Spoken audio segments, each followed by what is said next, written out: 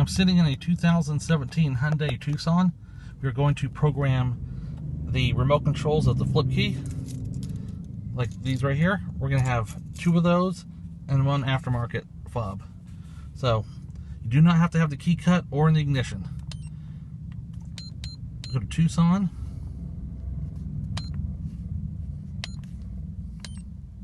Key coding. 17. TL. Go to remote control 1. Don't worry about turning it on. Program remote. Ignition's off. Keys out.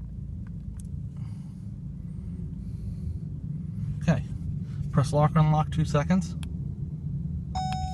Alright, there's 1. Yes, we'll do the next one. You can see I haven't cut the key yet. There's that one. And then we'll do the original one that was working. We are done. Locks and unlocks. We are done.